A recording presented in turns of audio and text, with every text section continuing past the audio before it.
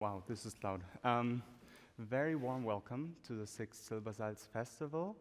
I'm really excited to have this conversation happening. It's taking part in cooperation with the Republika, and it will be held in English. So I'm going to switch briefly into German in case there are people that don't understand English falsely in this room. Herzlich willkommen. Wir haben hier ein Gespräch auf Englisch, deswegen tut es mir leid, falls Sie jetzt aus Versehen hier reingestolpert sind und falls Sie sich unwohl fühlen, auf Englisch Fragen zu stellen später, dann können Sie die Fragen auch gerne auf Deutsch stellen und ich werde die Frage dann übersetzen. Es ist nur wichtig zu beachten, dass die Session hier gefilmt wird. Das heißt, wenn Sie sprechen, dann wird zumindest Ihre Stimme auf dem Band sein und auch ins Netz gestellt werden. Okay, I'm going to switch back into English. Again, before we dive into our conversation, let me mention briefly the hashtag Silbersalz Festival. In case you don't want to participate in the Q&A, but you want to participate online, make sure to use that hashtag because then we can engage as an online community with each other, which is also very nice. At the end of the session, there will be a Q&A. There will be around 10 to 20 minutes for Q&A. So feel free to think of any questions, and I'm looking forward to engaging into broader conversation. And also in English, once more, this session will be recorded in case you want to say something in the end. Be mindful that your voice will be on film and that it will eventually be on the internet. The motto of this year's Silbersalz Festival is Ich sehe was du nicht siehst. In English, it's I spy with my little eye. And I reckon that most of us are familiar with that game. And if you're not familiar, you will catch on pretty quickly because I want to play one round just in the beginning with both of you, but we are short on time. And so I want to play, I'm gonna guess. I'm gonna say something and you each have one guess, okay? So I spy with my little eye big. Anasuya. The chandelier, that is big. The chandelier. Yeah, no, that's not it. Dimitra. This building. No, you're wrong. Both of you are wrong, and it's an amazing game. I think this is why this game is so great. Of course, if we wanted to seriously play this game, then we would now have to take turns, because that's how we kind of democratize it, right? If any of you have ever played this with children or with your siblings or your kids, then you will know that if you don't take turns in this game, the situation can be very dire, because what this game goes to show is that the one who's seeing something is the one that dictates what is happening. The one that is seeing is the one who has the power in that game. So it is very important to democratize while playing this game. I could have made it up, you know, and I did.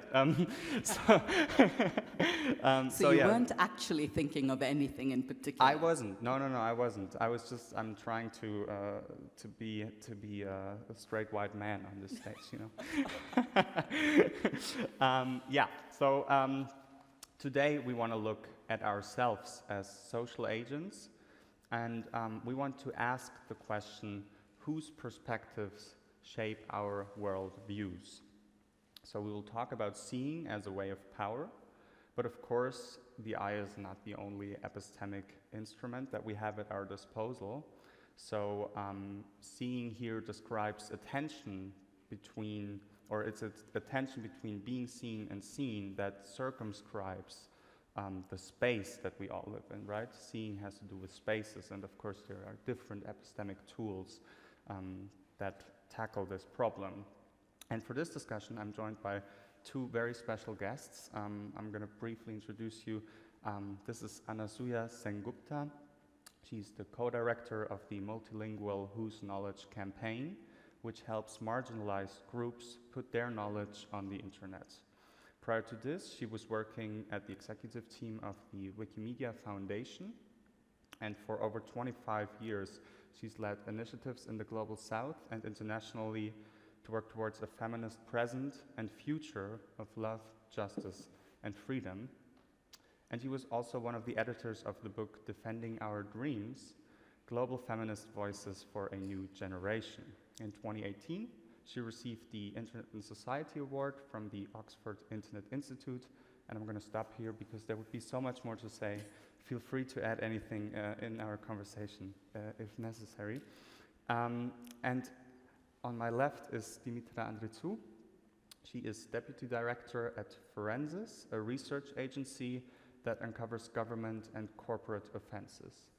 In 2019, she completed her MA in Research Architecture at the Goldsmiths University in London with distinctions and started working with the partner organization of Forensis, which is called Forensic Architecture. Together with a team of international and interdisciplinary researchers, she uncovers state and corporate violence, looking among other examples at the Pylos shipwreck of 2023, the airstrikes on the Mariupol Drama Theater of 2022, and the racist terror attack in Hanau in 2020. Very warm welcome to both of you. Together, we want to discuss who controls knowledge in the digital age and how blind spots can be made visible. And I want to tackle this topic with you roughly in two parts, very roughly. We will intersect, of course, as this conversation goes along. The first part is how do we see, which is a part that kind of gives us an opportunity to describe a status quo in our society of knowledge production and seeing. And the second part is how do we want to see and be seen, which gives us the opportunity to go in depth about on the dominant order of representation. So don't empty your palette from the get-go. we will get to it, hopefully. And I would like to start this conversation from a rather abstract level, because if I'm saying I want to structure it with how do we see, that already is a very crude phrase. And I want to start with asking Anasuya, what does seeing mean to you? And what does we mean to you? Thank you for those seemingly simple questions that are not. I think it's really fascinating to be here for me in Halle, in Germany. I never expected to be in a room like this when I was growing up as a young child in India.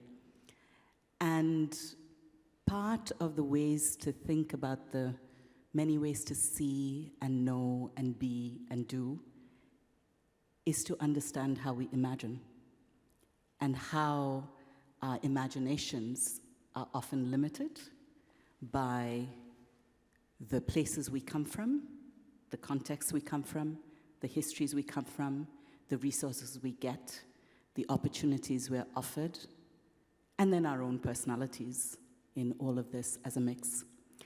As you walked into this wonderful, incredible building, I don't know whether you spied with your little eye something very interesting in the photographs on the wall. Did anyone spot something unusual? What did not exist in the photographs on the wall as you came into this hall? Women. There was not a single woman scientist on the wall. So part of the way that we think about seeing and knowing and doing and being, and for us, when we think about knowledge justice, we, as a feminist collective, we are at the intersections of what we call knowledge and tech justice. And for us, justice is a very particular term that we define as centering those who have been not just marginalized, but minoritized through the structures of power and privilege. We talk of ourselves as being a collective of people from what we now call the global majority, the minoritized majority of the world. And we say that to remind each other that we are the majority of the world. We're the majority of the world whether we are women, we're the majority of the world whether we are black or brown or queer or indigenous, and indigenous particularly because those who have been indigenous may look like they're a minority of the world, but there are 6,000 nations across the world that have had genocide committed on them, that have been either made invisible, reduced, or completely destroyed as communities. And in a moment in which we are in ongoing war and violence, as we think of the catastrophe that is unfolding in Israel and Palestine, this is a moment to ask ourselves also these questions, right? Who do we see? How do we see? Who do we know? What do we know? And who do we not see? And who do we not know? Whose stories do we hear? Whose stories do we not hear? So for us, it's a very important part of seeing, that seeing is not just one sense, it is multiple ways of making sense of the world. And I'll just say one last thing and stop, because I am really interested in how Dimitra thinks about seeing. With technology, we often use technology, we think of it as a tool. A lot of us think of technology as a tool, and we say, either, it's neutral because either you can do good things or bad things. I often hear the knife analogy, right? You can kill someone with a knife, you can cut a cake with a knife. But technology is not just a tool. Technology is not just neutral. Knowledge is not just neutral.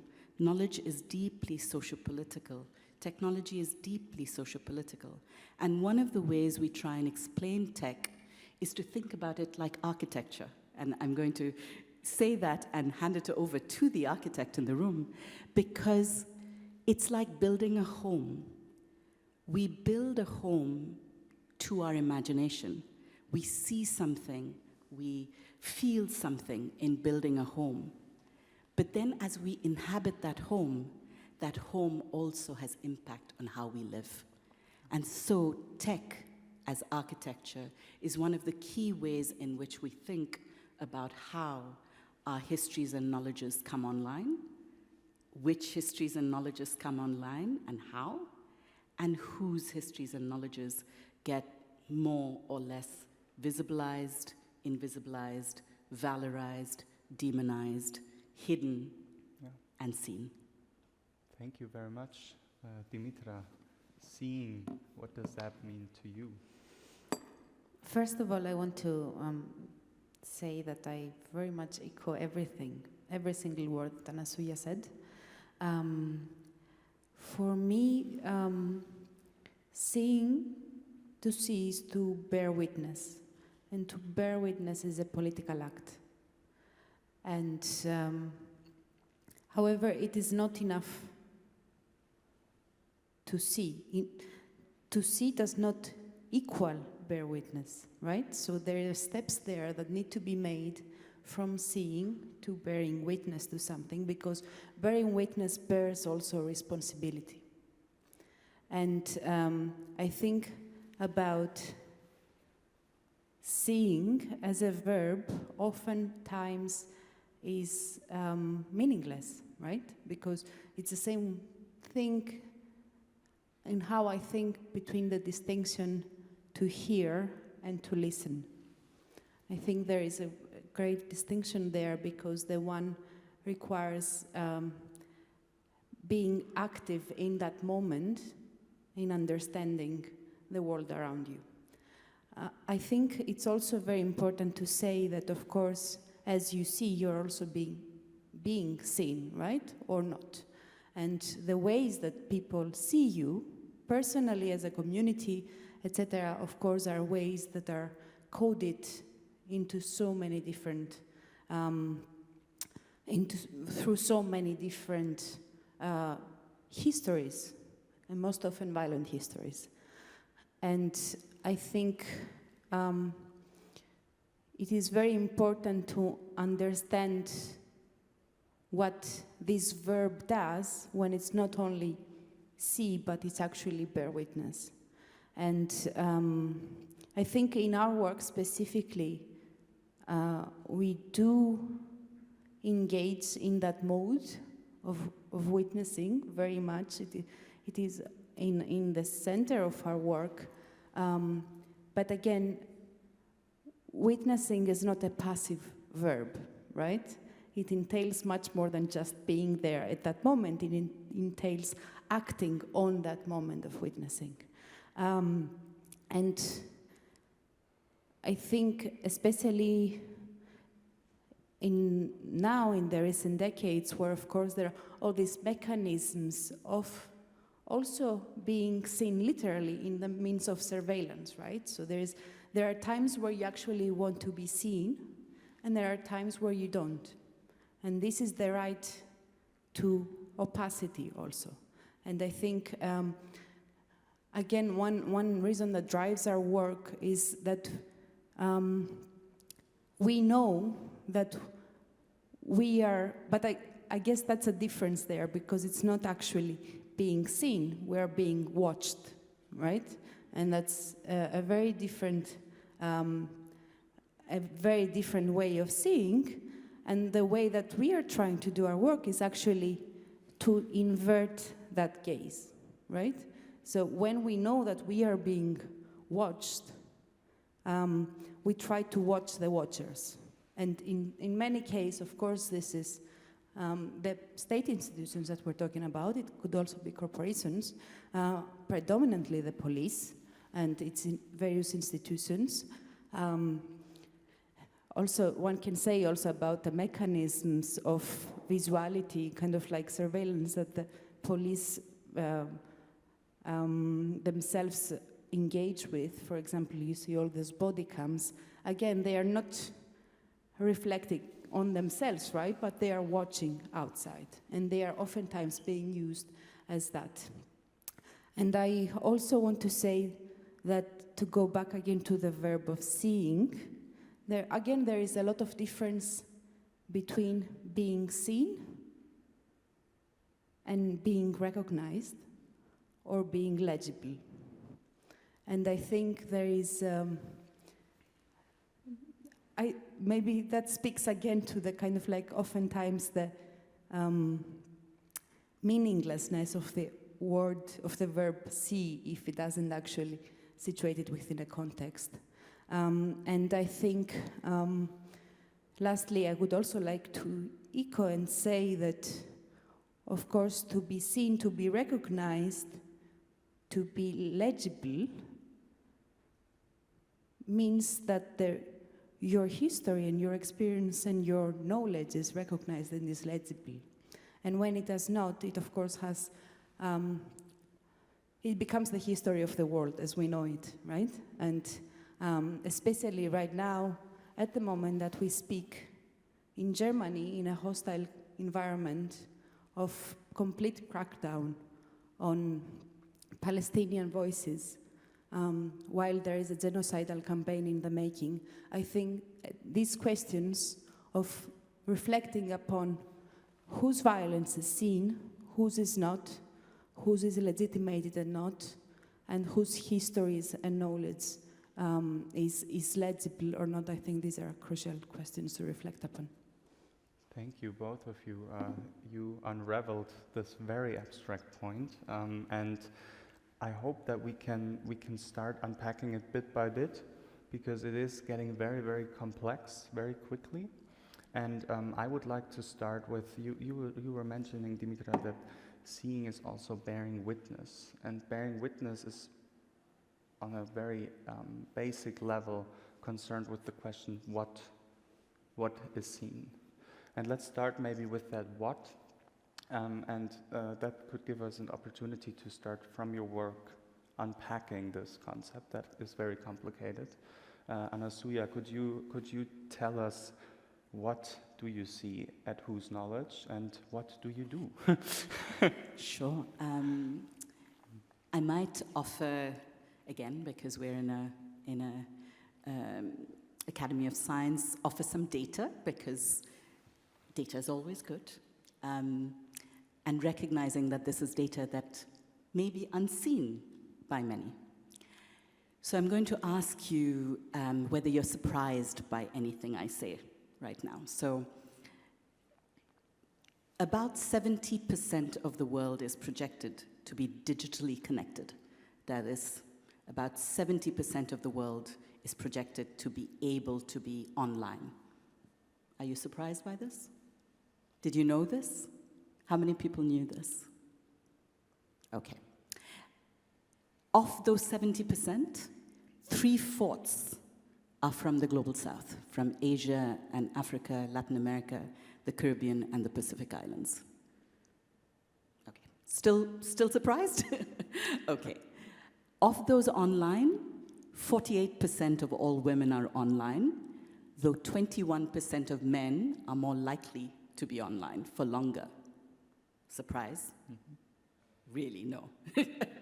That men are online longer than women. Of the over 7,000 languages in the world, spoken and signed languages in the world, half of them, more than half of them, are oral. They're not textual languages. And of those languages, only 500 or so of them are represented online in any form of public knowledge. That is textual public knowledge. If any of this was a surprise to you, that is the seen and unseen of our work. Here we have a global digital communications media infrastructure which connects all of us, is supposed to be the default library of the world, the default knowledge infrastructure of the world, particularly now. And most of the world doesn't see itself online. There's also no binary anymore between, the offline and online, as we say. There's no binary anymore because who we are in real life, in the physical world, is often experienced online, and what happens online is then again experienced in real life, in the physical world. And so for us at Whose Knowledge, one of the really important things has been to try and look at how to see this extraordinary technology that is a continuation of technologies of the past. So one of the things we also say is it's not a new technology in the sense that people often think of, oh my God, the internet, it's incredible. It's a complete break from the past. No, actually not. The same things that we said about the internet, we said about the telegram, we said about the telephone, we said about the television. However, one of the really interesting things about the internet is that it allows the possibility, it gives us the potential for what is felt like embodied knowledge, right? The knowledge of the voice, the knowledge of the face, the knowledge of the body, the knowledge of the gesture, to be online in a way that other forms of digital infrastructure have not given us in the past. So there's a way in which the internet gives us the potential to take all our many knowledges of the world and bring it to the rest of the world. But that potential has not been met. And that potential has not been met because we don't see the structures of power and privilege that are inherent in the internet right now. So a few more data points just to bring this home. Only 5% of leadership positions in tech are held by women. Of all the computing roles in the United States, at the moment, only 25% are held by women. Only 6% of technical workers at Apple are women. And if you think about where knowledge has come from, so academia, for instance, those of us who are social scientists and scientists, 90% of all journals indexed on Scopus or JSTOR are in English. Does that mean that our language, that knowledge is only in English? That we can only know science and the world in English? So for us, there are 2 or 3 things we do, and I can obviously unpack them more as we continue this conversation. But in 2018, we had a meeting of about 100 people from around the world, artists, technologists, activists, journalists, academics, Wikimedians, because I come from the Wikimedia movement, the open knowledge movement. Generally, people who love to think about knowledge and knowledges in different ways. And we asked them, what do you want us to do in the world? What is important for us to do in the world? because for us, being community-led in our work is very important. And they talked about their own work, which is super important and incredible, and we continue to be inspired by that. But they said there are two things that we find really difficult to do. One is we do not know how to push the multilinguality of the internet. So the fact that the internet is so monolingual and monomodal, so it is very much designed for those of us who are able-bodied.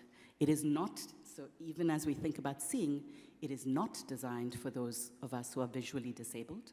It is not designed for those of us who are deaf. It is not designed for those of us who have physical disability that doesn't allow us to access the internet easily. So multilinguality and multimodality was something that people said we need to really explore. So last year, for instance, we launched what we think of as probably the first report of its kind. It was research action called The State of the Internet's Languages. What is the state of the internet's languages? So I'm happy to share that with you in other ways and talk about it more. The other thing that they talked about was archives. So one of the interesting things about memory and memory institutions is that memory institutions are places of power, as you said, just as you said, starting with I Spy with My Little Eye. Which things do libraries, galleries, archives, and museums, what do they see and what do they not see? Who do they see and who do they not see? So we started thinking about what does it look like when people can come together and create their own archives, can think about their own ways of bringing their memories online. What do people's archives look like? What do people's museums look like? So that is one of the other things we do. And then, of course, we work within the Wikimedia movement to decolonize Wikimedia. And I can talk more about that. But just to say very quickly, Wikipedia, as we know it, is the free and open source encyclopedia of the world. But only 1 in 10 of all editors is projected to be a woman or a non-binary person. 20% of the world, mostly from Europe and North America, writes about the rest of the world. There are more articles about Antarctica than there are about all of the countries of Africa. That is the level of inequity in terms of who sees, who knows, who does what online. And that's our work, to shift and change and transform that. Thank you very much. Yeah, as we gather, what we see depends largely on a context. And that context, to be more precise, is oftentimes an infrastructure with its own histories. In your case, that's the internet and open knowledge bases, archives. And Dimitra, in your case, you are also concerned with infrastructures of seeing. And yeah, maybe tell us about those and about your work at Forensis. Yes. Of course, there is what is being said, again, resonates very much with our work. There is the infrastructure that we very much, of course, our work is very visual also, right? So we are oftentimes trying to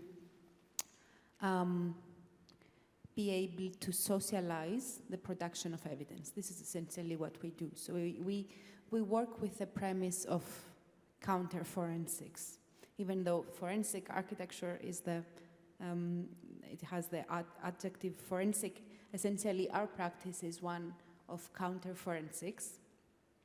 And the premise of counter-forensic work is an understanding of the monopoly of power. And what this means is that whenever there is a crime, there is very well known that there is the forensics team, the people dressed in all white, come and secure the crime scene by cordoning off with the characteristic orange ribbon the crime scene. Now with this literal but also symbolic gesture, they don't cordon off that scene, but they cordon off the evidence and any production of any truth claims associated with that scene. And of course there is the very obvious question that what happens when the state itself is that perpetrator of that crime?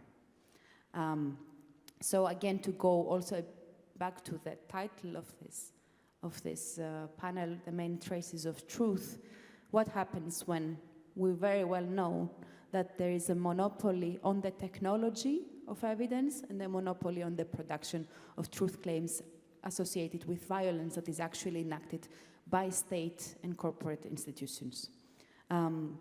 So again, to go back to the gaze, our work is what we call inverting that forensic gaze. So trying to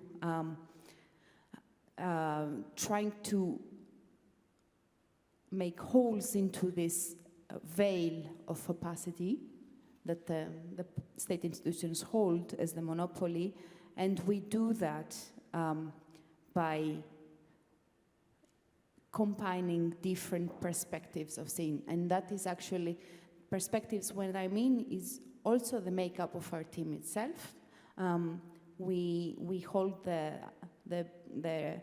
belief that any project of collective truth-making practices needs to be a project that is multi-perspectival, because again, truth is not a noun, it is a verb, it is an active process. And so we in our team itself, we are people with very different backgrounds, very different disciplines. We hold in great importance the situated experience, and but also the means we use, the methodologies we use when we investigate specific crimes, be that the split second of a police killing or centuries of colonialism. We try to do that by combining different perspectives. So in our reconstructions, if you go to our website and you look through our different investigations, you will see that one of the main tools that we use in our disposal is architectural tools, spatial tools. These are tools of visual analysis. And one of the main methodology is what we call the image complex, which is essentially situating different perspectives. And by perspectives, I mean, in this case, camera cones, right? So there are a lot of instances since 2011, more generally, the Arab Spring, etc., where we have seen a proliferation in smartphones, and what this entails, of course, is a revolution in who can witness, and who can witness and document, and how this can be used. And this has, of course, also sprung to the emergence of the open source investigation now as a huge interdisciplinary field. So what we do is we look through images. So also to kind of like quote John Berger in his Ways of Seeing book, he says, we never look at just one thing, right? We look always at the relation between things. And this applies also to the way we work, but also the tools that we use. So we never look at one image. We look at the relationship between images. We look actually, we analyze what is not inside the image, which sometimes tells you more about what happened, what we see, what is not inside the framing, right?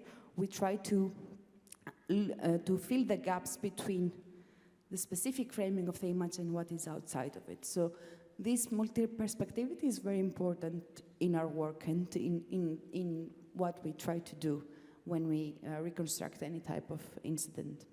Yeah, thank you. So seeing also what we see is based on techniques, on certain techniques of also reconstructing what we see. And you have touched upon it. I think we should come back to it and listen to another maybe concrete example so that we can picture that process. But Anasuya, let's start with you. How do you make knowledge visible? What techniques do you use to make knowledge visible? I'm going to be inspired by Dimitra and use a visual example. Perfect. So when we first started, we started in, oh my goodness, it's been a while. We've been around for 7 years, which feels like yesterday and a lifetime already. But one of the things that we learned so much from was a very humbling process that we had with a Native American scholar. We were at a Wikipedia conference, and we sat down with Mike Connery-Mishquish, who's from the Kumeyaay Nation, which is a Native American community that is from southern California and northern Mexico, Baja, Mexico. And he's a physicist, he's an astronomer, he's a Kumeyaay scientist. And we asked him, here we are, this whole set of Wikipedians, you know, nerdy, techie, delighted to do open knowledge. What would you like us to work on? And we expected him to say the Kumeyaay article on Kumeyaay physics or Kumeyaay astronomy or, you know, Kumeyaay science. And he turned to us and he said, the California Gold Rush. And we were surprised. We said, what do you mean, the California Gold Rush? He said, the California Gold Rush article is one of the Wikipedia articles most looked at particularly by students, right, as they're writing their essays or whatever. All of us look at Wikipedia, even if we don't often admit it. Wikipedians will remind everyone, Wikipedia is a tertiary source. You're not supposed to quote from Wikipedia. However, moving on. Mike pointed out that the California Gold Rush article was entirely written from the point of view of the settler colonials. It was entirely written from the point of view of California as a story of progress, that people had come to find gold and, you know, developed California in this wonderful rush of, you know, frontier adventure, completely missing out on the impact of the Native American communities and nations in California who were decimated by this process. But the most interesting thing was the visual. In the little paragraph that had something on the impact on Native Americans, it was a tiny paragraph at the time, the visual was of this one Native American shooting arrows at the white settlers. And it was fascinating because exactly to Dimitra's point of relationality, relationality is not always about the relationship between two visuals that you can see. It's also about the relationship between what you see and what you can't see. Which image is missing in this case, right? And so it was super interesting because what Mike then helped us do was first we expanded the section on the impact on Native Americans, talked about the genocide, and then he gave us the source for a different visual, which was a visual on, that was basically the white settlers with their guns pointing at a Native American settlement. And that's if you look up the California Gold Rush article on Wikipedia right now, that's the image that has stayed. As we know with Wikipedia, things don't always stay. Wikipedia is also traces of truth that sometimes become transients of truth. But it's really interesting that was our first real sort of insight into what it means, the power of looking at who's seen and unseen, how the visual is super important in understanding, and how it enhances text, but also how text then shifts in relationship to the visual. But this is just one example of the ways that we do this work. We do this sort of work with communities, so we do it both deep. We go deep with different communities. For instance, we've worked with queer activists in Bosnia, looking at how sexuality and queer activism was seen or unseen during the war. We've gone deep with Dalit feminists, looking at how the caste system, and here this is for me a place of great personal responsibility because I come from a dominant caste in India, and believe me, the caste structure is one of the most oppressive social structures that people do not see. But who doesn't see it? Those who benefit from it. Those who are oppressed by it, of course, feel it every day. And so we work with Dalit feminists to bring their knowledges online. But we also go wide, and we work with our allies and our friends in tech, in academia, to do different forms of campaigns. One, for instance, around language and multilinguality, but another which might be interesting to all of you because I pointed out the lack of women scientists on the wall, called Visible Wiki Women, to bring more images of women and non-binary folks onto Wikipedia. And this is really important because the biases and the gaps and the inequities on Wikipedia, as I said, travel across the internet. Because it's the largest free and open repository, if, for instance, you type in farmer and all you see is the face of a man, it forgets the fact that most agricultural work in the world is done by women. Women are farmers. Most farmers are women. When you look at scientists, how many women are on the image of the Wikipedia article of scientists? Only 25% of all biographies on Wikipedia are of women. Many, many fewer of those are of black and brown and queer identified women. Only 1/4 of those biographies have visuals, have images to go with them.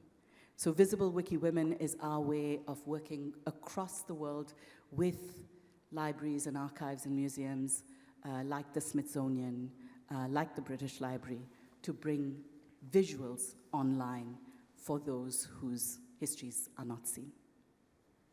Thank you. Yeah, seeing is a process, and listening to you, it's also fascinating to see that if you tackle a narrative in that process, then you need to pause and you need to look closely, because I imagine that even looking at a Goldrush article and then noticing that picture and then finding a different picture, right? You have to find a different picture, so you have to take time also to do that.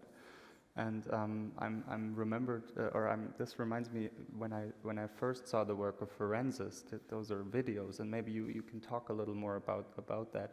So I saw one of these videos, which was the fire at the camp in Moria, and I had to pause, even though the video pauses quite often and has some stills, but I also had to pause to kind of let that sink in and say, oh, this actually. What was the claim that was made in the beginning? Now at minute 20, I find out that claim doesn't hold up. So I have to pause and I have to think about that. Can you tell us maybe more about this process, about looking closely at narratives, pausing, and then reconstructing a different narrative? Yeah, absolutely. I think something that is also in relation to that question, I want to stay with something that Anasuya said, and that is who does not see, right? Mm-hmm. Because those who experience very well know, and it is not they know because someone told them, right? It is an embodied experience, a continuous experience, but oftentimes this experience, as is the case with also human testimony, is delegitimized. And of course we know that very well also with gender violence and similar instances. And I think that what we have found through our work is most of the time we are not actually exposing unexposed truths. Perhaps to some, but to the people that are affected, there are things that they already knew, right? And this is something that is very prominent when I think, for example, our case on the Hanau terror attack of 2020. Most of the things that have been brought to the surface since that horrible attack, where 9 people were killed, were brought by the bereaved family members, right? What we were able to do was to comprehensively provide a tool to those affected people to be able to socialize what they already know, right? And I think that's a very important part that sometimes, because of course our work is also very visual and this is sophisticated visual, sometimes this is not immediately translatable to people that are looking at it. There are the people, the communities that we work with, or when I think, for example, of the investigation of FA that we did 2 years ago on environmental racism in Louisiana, in the Death Alley in Louisiana, one that has the worst cancer rates in the US. It is filled with petrochemical industries, but it was also used to be a plantation country, sugarcane plantation. Of course, there we had, we worked very closely with the communities on the ground, fence line communities, majority black communities. They, of course, are very much aware of the fact that they are subject to this violence because they live or die through it, right? So it's the fact that there is this suffocating illness of cancer rates that the petrochemical industry is creating there on the legacy of the enslavement. This is a fact that is very well known. What we are trying to do is socializing that in different means. And I want to think a bit also about, again, this notion of human testimony vis-a-vis other types of evidence, right? And I think this is also something that's, of course, very prominent in our work. We often work together with testimony, but we also work together with matter, so to speak, right? Material witnesses issues, and Supli calls them. And sometimes I want to quote what Bashak Ertur, who is a close collaborator to us and also a legal scholar, spoke about the relationship between counterforensics and human testimony, that actually counterforensics are meant to create counter-magic. So they are meant to weave a protective shield of matter and material witnesses around the testimony so that it is spared from the annihilatory violence of the legal forums often in which this violence is unleashed, right? So I often think about that work also in that way. And I also wanted to talk a bit about what happens. Of course, it is very well, it is easier to understand how one can reconstruct crime scenes or scenes of violence where there is already visual material, right? And it's something that I talked about before. We try to situate it there. We try to see the relation between what is in the image and what is not, the relation between the images themselves. But of course, most of the violent crimes that are happening by states are oftentimes not by states, and of course, if we talk also about not only states, but crimes that are perpetuated through centuries of patriarchy, for example, gender violence is a very good example of that, domestic violence, oftentimes happen outside of cameras, right? Outside the realm of cameras. We have had a few examples where, a few cases that we have now done where we actually had no material to work with. There were no images, no videos, right? So how do we work with that there? And this is because, of course, it's very well known that the control of images and their circulation is part of the security regime, right? So oftentimes, when we are in this situation, what we do is we try to recreate those images from scratch. And this is something that we do through the technique that has been developed over 10 years now and has been employed in very many different cases, the technique of situated testimony, where actually it is the memory of the survivor, of the witness, that helps recreate certain scenes of violent events. And we do that again by using what some of us as special practitioners or architects know what to use, which is 3D modeling or digital environments. So, and that is a process where we have found that actually that use of modeling helps recreate, helps enhance the memory. So it becomes an aid in the recollection process of someone. Of course, it may also have triggering effects, and this is also something that is very important.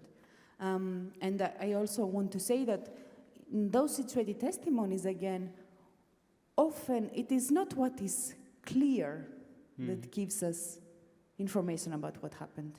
It is the ambiguities in the memory that actually give us indication of what happened, right? So many times the things that are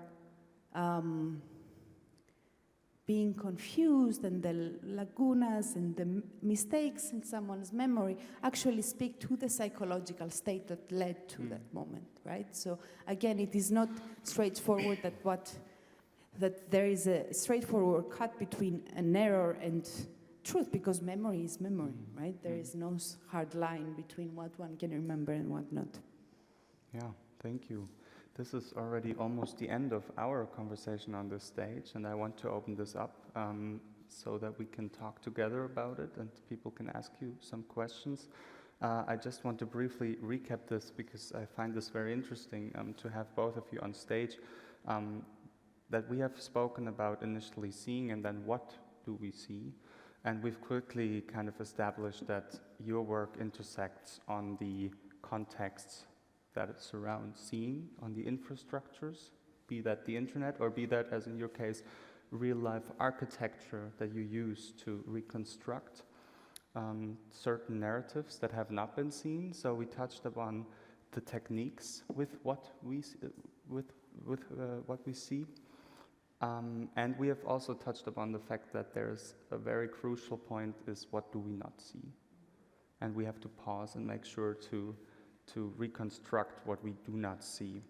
And with those similarities in mind, I would like to now speak about how do we want to see and how do we want to be seen, but I would like to do that with all of you. So feel free to ask any questions. And I think we have a microphone. Yes, we do. Nice. So perfect. So if you have any questions, then feel free to ask them. And in the meantime, we can also talk about how you think we should want to see, how you want to see, how you want to be seen. And then if a question arises, feel free to partake in our discussion. But Anasuya, I'm gonna continue with. If we're constantly checking, but if you want to say something about how you want to see and how you want to be seen with your context and your work, then feel free. I think I've been thinking about this a lot, given the current context that is unfolding and the horrors of history that repeat themselves. And I think, to Dimitra's point, there's something really important around how we want to see and how we don't want to be seen, and the agency in that. But also what is the care, the compassion, the generosity with which we see the other, right? Mm-hmm. And sometimes, and again, to bring back the best of science rather than the worst of science, the most important thing we can do in terms of seeing and hearing is to be curious, and to be curious with a sense of openness, to be curious with a sense of humility. And so I actually I said to Dimitra and Toby that if they didn't mind, I would actually end what I was saying with a little poem, because one of the interesting things, again, about what we see and don't see is how and who we see as expert, right? And what and how we think of knowledge. So just for instance, if you were to think of Leonardo da Vinci and you were to ask him, oh, that, strange but wonderful image of a flying bird, that's science. And, oh, that strange but wonderful image of a woman without eyebrows, that's art, right? He would laugh at us because there is no separation in him between science and art and expression and what he sees and how he speaks. So I'm just going to share this and then open it up to seeing and unseeing. I didn't know what to call it because I wrote it a couple of weeks ago. And then in honor of this conversation, I decided to call it Traces of Truth and Traces of Travel. So some of us travel much longer to arrive in a place. Where have you come from to be here today? What are your stories of travel? What did your ancestors dream for you, and in what secret ways did they have to dream? Sometimes, knowing history is simply about telling our journeys, telling each other where we've come from and how long it took us to be here. Sometimes, understanding history is simply about asking our stories, asking how our ancestors dreamt, and in their dreamings gave us the songs that we whisper like secret incantations as we travel to be in this room, for me to be with you, and for us to be with each other. Thank you very much. Thank you. And now we do have a question from the audience. Yes. Ask a question about facts and networks after this beautiful poem. I did enjoy the discussion very much. My name is Beate Wagner. I'm the managing director of the Global Young Academy, so working in a global context with early career researchers. And my question goes to Dimitra. I'm not knowledgeable about your network, but I heard that there is a core group and that you're working with scientists from very different disciplines all over the world. And I just wanted to learn a little more about how this core group gets the expertise and how your network is developed. Thank you very much. Thank you very much for the question, and thank you very much for the beautiful poem. Yes, so we are a group of, Forensic Architecture, the independent research agency that is based at Goldsmiths, University of London, was founded in 2010, 13 years ago, by Eyal Weizman, Professor Eyal Weizman, who is also the director of forensics here in Berlin. And even though it started as a PhD project, it then evolved in this independent research agency. And our team itself is a team that is composed of different disciplines. There are a lot of architects or special practitioners in our team, but there are also journalists, lawyers, filmmakers, software developers, even people that come from not necessarily technical discipline, artists, a lot of different disciplines. And we often collaborate with also people from external collaborators that are, for example, thermodynamic experts, simulation experts, arms experts many times. So we do have over the years, so these collaborations happen according to the need of its investigation that we are conducting. Many times we seek external expertise because, of course, as we said earlier, we do not hold any assumption or kind of like false claim that we know a lot of things, right? So kind of like the knowledge that's produced through our work is actually a production from the different disciplines and backgrounds coming together. So we often utilize those connections. For example, in the case that you mentioned, the case of the fire in the refugee camp in Moria in Lesbos, Greece, we worked with fire engineers in that case. So, and through the different investigations that we have done, we have also developed steady and trusted relationship with those people. So now we have a network of people, each in different scientific fields, that we know where to go to when we have a specific question, and that is actually a very encouraging thing to be in, a situation to be in. So yeah, I don't know if this answers your question. Yeah. Thank you for the question. Do we have any other questions? Thank you so much, Anasuya, for merging art and science for us, and for this wonderful poem, which kind of goes to show that in seeing multiple perspectives, we always have to deal with an opaqueness. And maybe, Dimitra, I'm going to play this to you because I've asked Anasuya, how do you want to be seen and how do you want to see? And maybe you can also say something on that. Yeah, absolutely.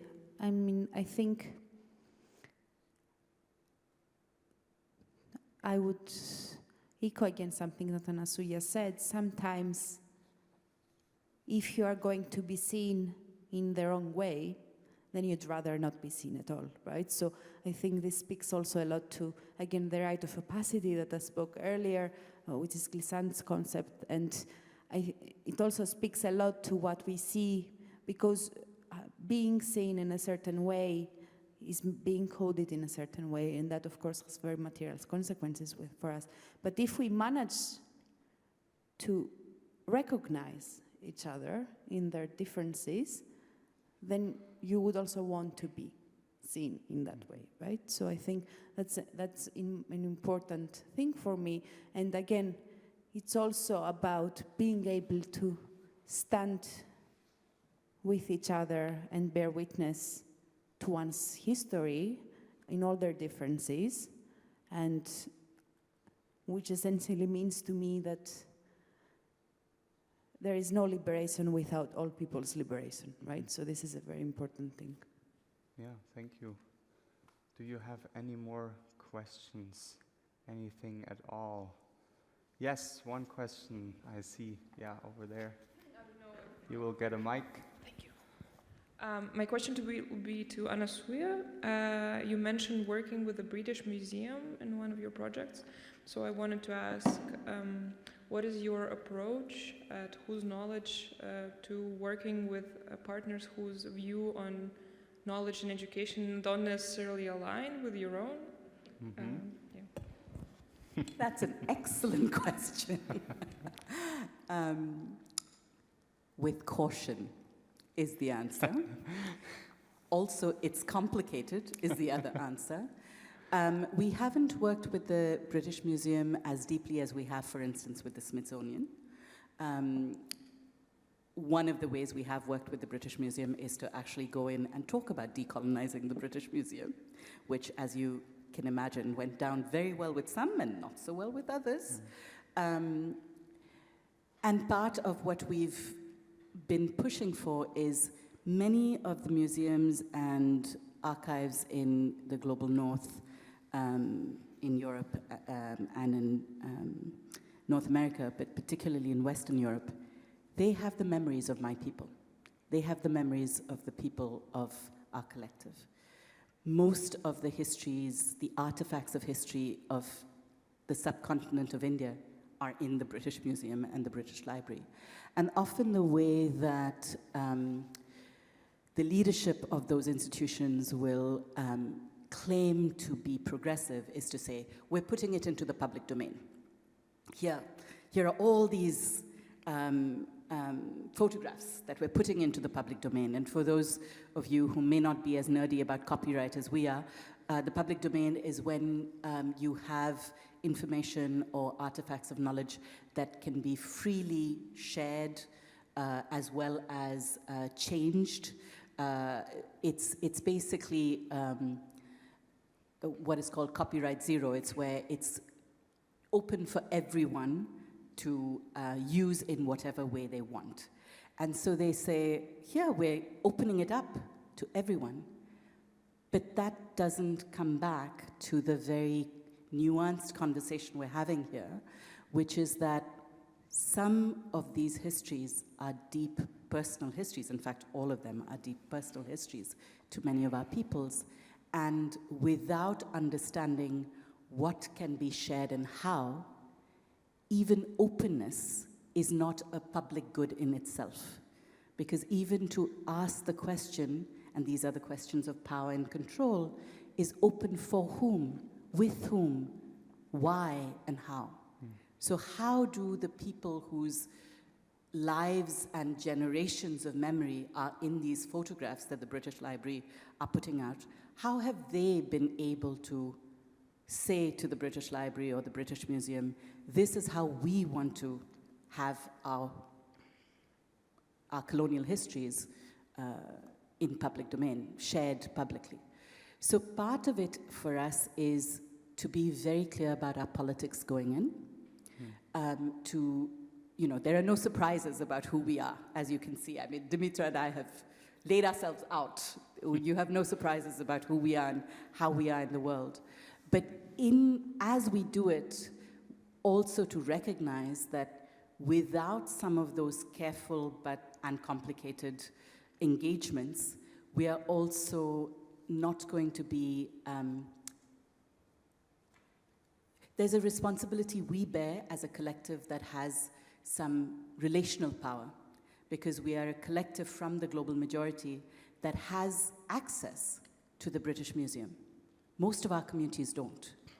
So how do we use that access responsibly?